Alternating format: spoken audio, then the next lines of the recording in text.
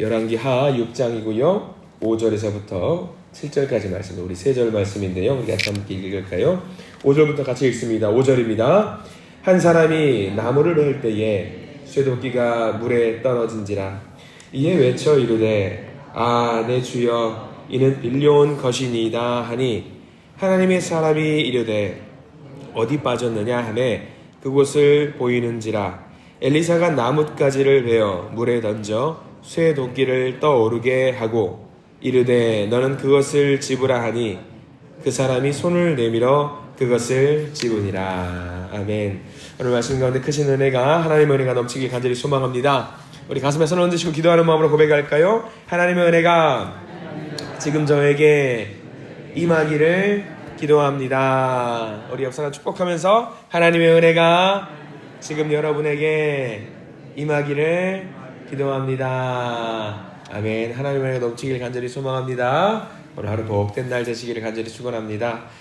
자, 오늘 열왕기하 6장 말씀은 쇠도끼에 대한 이야기로 시작을 해야 될 것 같습니다. 쇠도끼 하면 떠오르는 거예요. 우리나라 전래동화가 하나 있죠? 금도끼 줄까? 은도끼 줄까? 쇠도끼 줄까? 나무꾼이 울어요. 아이고 아이고 아이고. 우리 교회 유행어입니다. 아이고. 산신령이 나타나서 금도끼가 내 거냐 은도끼가 내 거냐 하면 이제 그런 이야기 여러분들 다들 아시죠? 근데 오늘 우리가 보게 되는 쇠도끼 이야기는 전래동화와 차원이 좀 다릅니다. 전래동화는 어떻습니까? 착하게 살아야 된다라는 이야기잖아요. 착하게 살았으면 너에게 복이 너무 많이 있을 것이다. 그런 것들이 인과응보라고 합니다. 그 인과응보의 삶을 살면은, 착하게 살면은 내게 좋은 결과가 있을 것이다 라고 하는 것이죠. 그런 식이라고 한다면은 어떨까요? 여러분들, 인과응보, 착하게 살면은 천국 갈 수 있고 나쁘게 살면은 지옥 간다라고 했을 때 과연 여기 계신 분들 중에 천국 갈 수 있는 분이 얼마나 계실까요? 나는 착하게 살았으니까 천국 갈 수 있을 거야. 자신 있게 손을 한번 들어보십시오. 아마 제가 단언컨대 내가 착하게 살았기 때문에 천국 갈 수 있다라고 한다면 여기 단 한 분도 천국 갈 분 한 분도 안 계십니다. 왜냐하면 우리는 과거를 곱씹어도 내가 착한 일을 했던 것보다는 아무래도 내가 좀 나쁘고 좀 보기 안 좋은 일들이 많이 떠오르실 거예요. 그럼 그것들만 생각했을 때에 우리가 천국에 갈 수 있다라고, 하나님 앞에서 착한 일 많이 했으니까 천국 가게 해주세요. 아마 하나님은 글쎄다라고 하실 확률이 높아요. 다만 우리가 천국 갈 수 있는 이유는 뭘까요? 우리가 하나님의 자녀이기 때문에 천국 갈 수 있다라고 확신을 할 수 있습니다. 그런 의미에서 우리는 참 감사한 것 같아요. 우리가 하나님을 섬길 수 있고 하나님을 내 영의 아버지, 내 아버지라고 고백할 수 있다는 것이 얼마나 감사한 일이 아닐 수가 없습니다. 우리가 죄로 가득한 인생이지만 하나님께서 우리에게 구원의 길을 열어주셨다라고 하는 것은 정말 은혜스러운 일이고 감사한 일이고 복된 일이 아닐 수가 없습니다. 그것을 우리는 복음이라고 합니다. 복음이라고 해요. 그래서 오늘 하루 살 때도 우리가 하나님께서 허락하신 복음으로 늘 기뻐하실 수 있는 우리 모든 성도님들 되시기를 간절히 소망합니다. 자, 오늘은 이 두 가지 사건을 보게 돼요. 우리가 6장 말씀을 보게 될 때에 두 가지 사건을 경험하게 되는데, 두 가지 사건이 많은 사람들이 경중이 있는 것 같다라는 느낌으로 받아들일 때가 많습니다. 하나의 사건은 1절부터 우리가 7절까지 말씀, 우리가 읽은 본문이 7절이고요. 1절부터 7절까지 사건은 쇠도끼 구출 사건이라고 합니다. 쇠도끼 구출 사건. 이건 제가 지은 이름이고요. 8절부터는 전쟁이 하나의 이야기가 있어요. 이 두 가지 사건을 굳이 성경에서는 이렇게 두 가지 사건을 나란히 놓은 이유가 있어요. 자, 우리가 그 말씀을 좀 한번 살펴보고자 합니다. 자, 1절 말씀 한번 같이 읽어볼까요? 1절에 이렇게 나와 있습니다. 같이 읽어보겠습니다. 1절입니다. 선지자의 제자들이 엘리사에게 이르되 보소서, 우리가 당신과 함께 거주하는 이곳이 우리에게 좁으니. 선지 학교에 있는 예비 선지자들이 사람들이 많아진 것 같아요. 굉장히 많은 사람들이 있어서 이전을 하면서 동시에 확장 공사를 좀 하려고 합니다.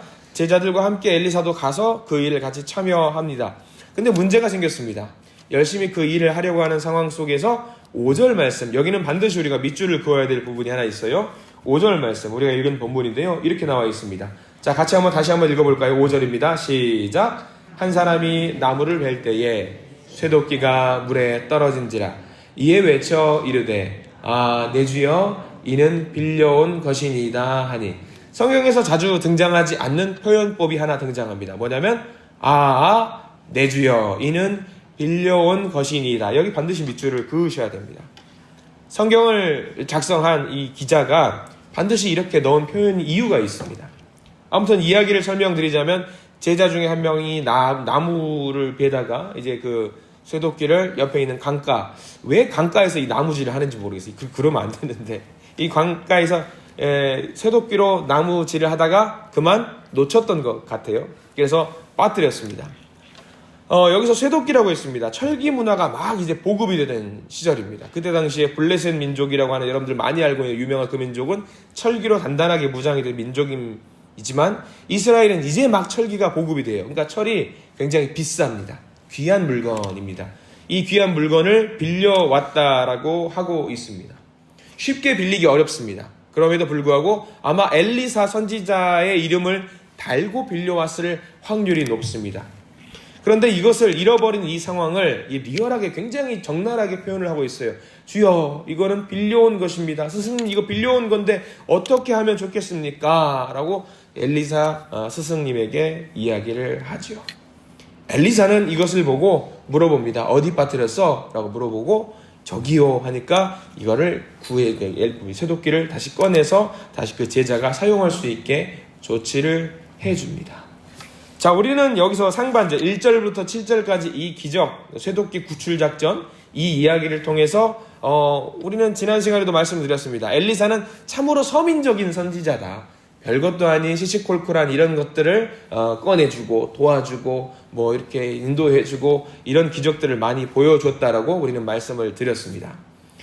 자, 엘리사가 이렇게 작은 일만 한 거 아니에요. 우리가 보기에는 작은 일이잖아요. 되게 시시콜콜한 일이잖아요. 근데 이렇게 시시콜콜한 일들만 기적으로 보여준 것이 아닙니다. 소소한 가운데서도 기적을 보여줬지만 엄청나게 대단한 기적을 보여준 사람이기도 합니다. 근데 이제 문제는 이렇게 우리가 아마 성경 말씀을 읽으시는 분들 중에 6장 1절부터 7절까지 말씀을 보면서 새롭게 받아들이시는 분들이 많으실 거예요. 이런 사건도 있었구나. 이런 사건. 여러분 혹시 이렇게 쇠도끼를 구해준 사건이 있었다라는 거 혹시 다 알고 계시겠지만, 다 알고 계실 거예요. 근데 어떤 분들은 분명히, 이런 일도 있었구나. 이런 사건도 있었구나. 그래서, 이렇게 쇠도끼를 구해주는 사건도 있었구나 하면서 대수롭지 않게 넘기면서, 별것도 아닌 것처럼 치부하는 분들이 많이 계세요. 왜 그러냐면, 6장에는 너무나도 놀라운 기적이 하나가 더 있기 때문입니다. 8절부터는 제목이 뭐라고 나와 있습니까? 아람 군대를 물리치다라고 하는 엄청난 전쟁이 기록이 되어 있어요. 그러니까 우리는 기적을 생각하면 무슨 기적을 생각하냐면, 전쟁 좀 돼야지. 나라 대 나라의 전쟁이 돼서 한 나라를 무찌를 수 있도록 하나님이 도와주셔야지. 그 정도는 돼야지. 하나님이 기적이지라고 생각을 하면서 나란히 비교되어 있는, 나란히 기록되어 있는 쇠도끼 구출 작전 같은 사건은 별것도 아닌 사건으로 넘어갈 때가 굉장히 많이 있어요. 그래서 8절부터 6장 8절부터 나와 있는 전쟁은 또 어떤 전쟁인지 살펴봐야겠죠. 아람과 전쟁을 펼치게 됩니다. 아람 하면은 여러분들 어제까지만 해도 친숙한 나라예요. 왜 친숙한 나라죠? 어제는 누구를 도와줬죠? 나아만 장군. 나아만 장군이 어디 속한 사람이었어요?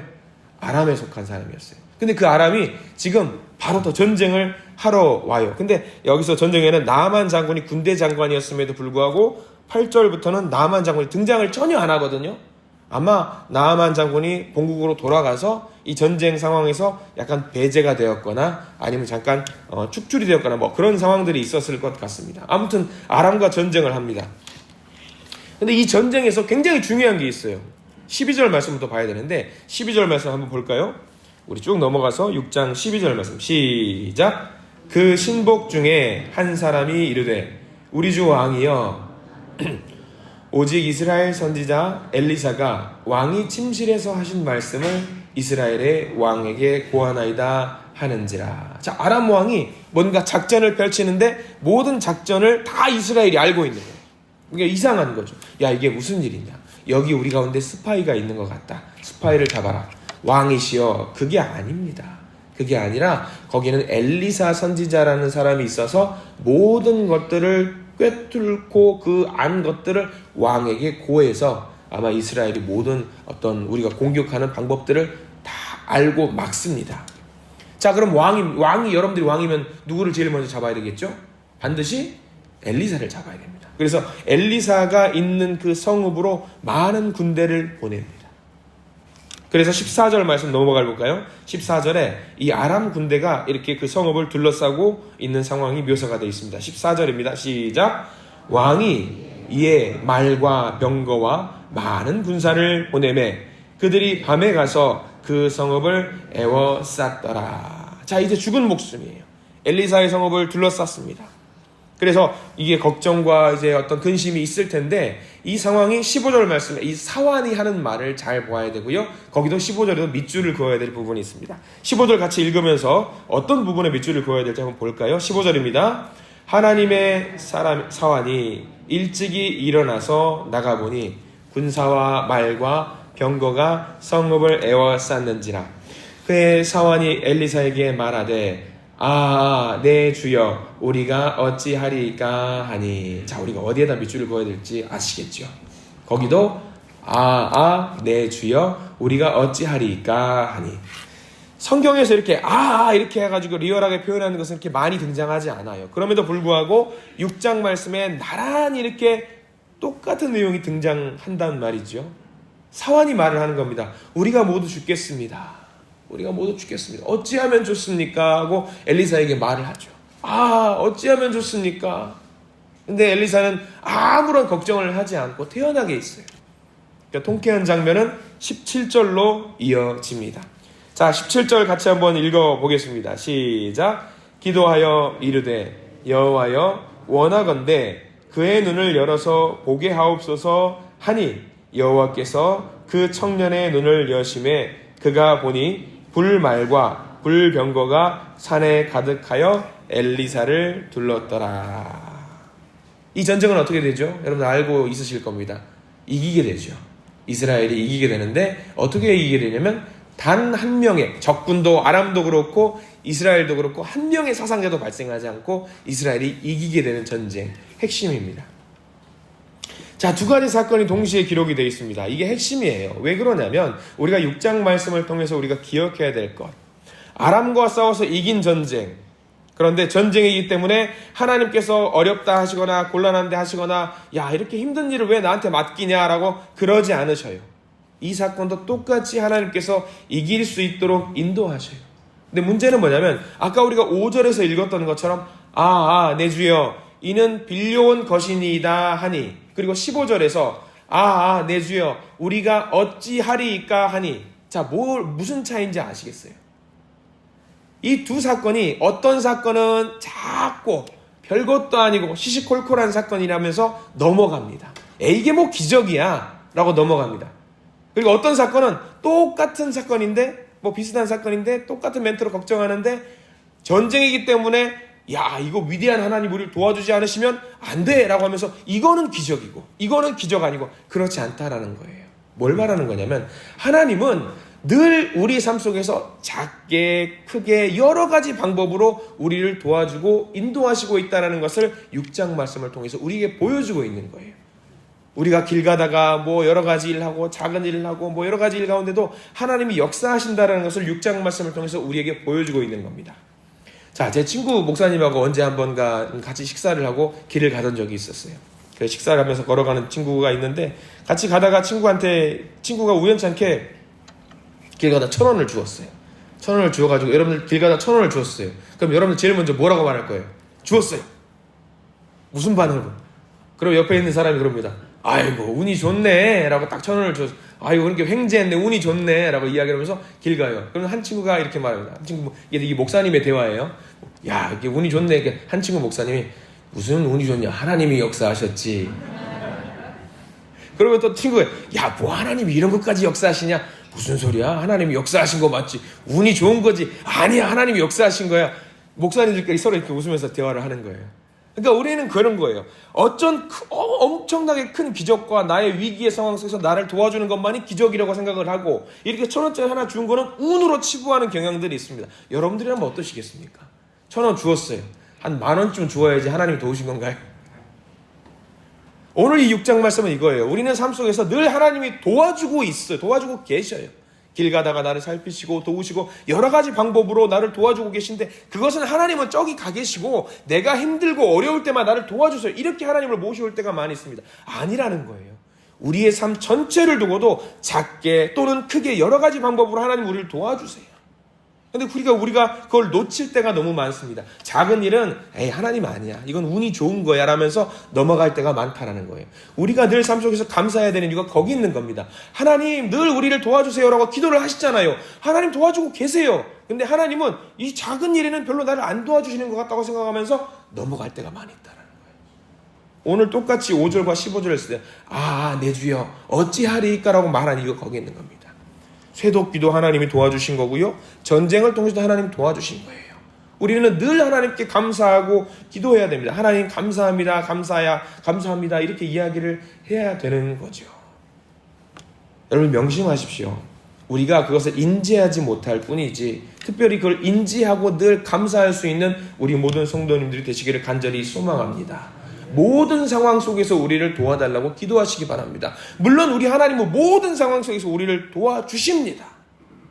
그리고 늘 상황 속에서 하나님께 감사할 수 있어야 됩니다. 6장 한 장을 통해서 이 두 가지 사건을 나란히 놓은 이유가 있습니다.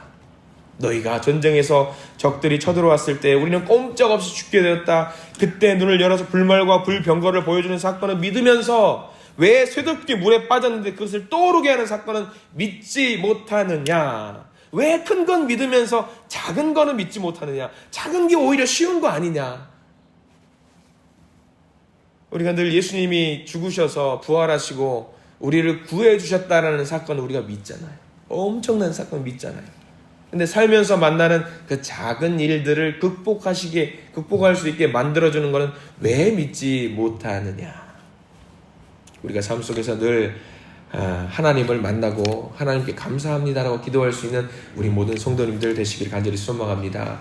특별히 오늘 우리의 눈을 열어주십시오 라고 기도하십시오. 좁은 생각으로 막혀버린 우리의 눈을 열어주십시오. 그렇게 기도하십시오. 그래서 하나님이 늘 나를 돌보고 계시구나라는 것을 눈을 열어서 모든 사건을 보면서 하나님 내 주에 어찌하오리까 그게 아니라 하나님 감사합니다로 점철될 수 있는 우리 모든 삶이 되시기를 간절히 소망합니다. 이 말씀 의지해서 하나님의 손길을 충만하게 경험하는 복된 하루가 되시기를 간절히 기도하겠습니다. 자, 기도합니다. 주님, 우리 삶 속에는 때로는 불말과 불병거가 필요한 너무 커서 우리가 어찌할 수 없는 사건들도 있습니다. 그리고 어떤 때는 빌려온 쇠독기가 물에 가라앉아서 어찌할 줄 모르는 발만 동동 구르고 있는 우리 일상의 아픔들도 있습니다. 그런데 주님은 그 모든 아픔과 고통을 극복하게 만들어주신 분임을 우리가 이 시간 깨닫습니다. 우리가 삶 속에서 주님의 역사하심을 선택적으로 수용할 때가 얼마나 많았습니까? 아닙니다. 주님은 늘 우리와 함께 하셨습니다. 우리의 모든 삶의 순간순간의 과정에서 하나님의 역사하심을 느끼고 감사할 수 있는 우리가 되도록 도우시옵소서. 오늘 하루도 변함없이 우리를 지키시고 도우실 줄 믿습니다. 그 하나님을 찬양하는 복된 하루가 되도록 저희들을 인도하여 주시옵소서. 예수 그리스도 이름으로 간절히 기도드립니다. 아멘.